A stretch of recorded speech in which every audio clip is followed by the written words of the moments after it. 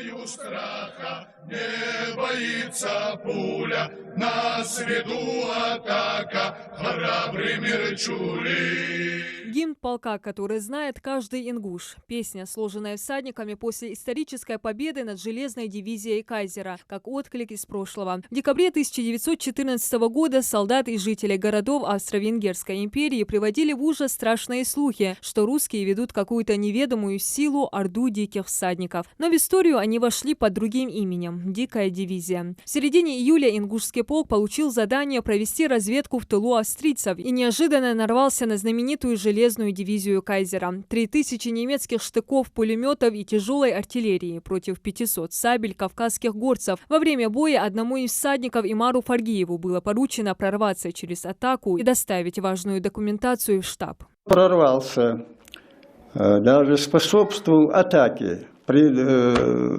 донесении вот этого важного документа он еще и способствовал атаке.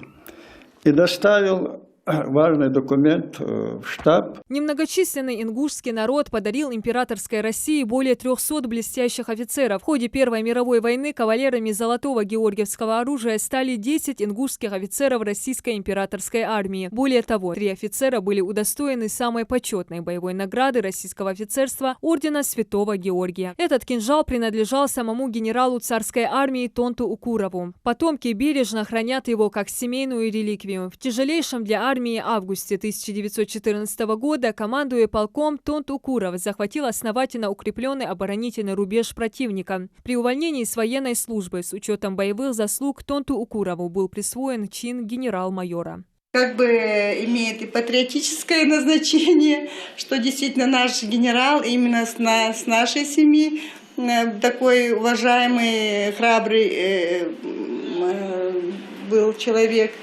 Значит, показываем, рассказываем подрастающему поколению. Дикая дивизия была укомплектована добровольцами из горцев. Это поистине уникальное воинское подразделение, включало в себя 6 полков 400-го состава. Гази Магомед Гатагажев был одним из тех славных всадников ингушей. Приезжая домой, он всегда брал с собой меня, внука. Мне было чуть более 2 лет. Значит, заворачивал бурку, сажал впереди себя на коня и увозил.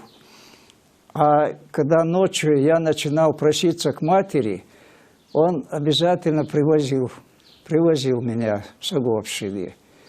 Это говорит о его любви к нам, детям. Участник многих крупных битв Эльбер Нальгиев во время Первой мировой войны в должности командира отдельного кавалерийского казачьего отряда воевал на Кавказском фронте против турецких войск. Именно во время участия в Первой мировой войне в 1915 году высочайшим приказом по военному министерству Эльбер Нальгиев был возведен в чин генерал-майора. А еще он кавалер георгиевского оружия и многих российских и иностранных орденов. Эльбер Нальгиев кавалер 3 орденов Святой Анны, там разные степеня.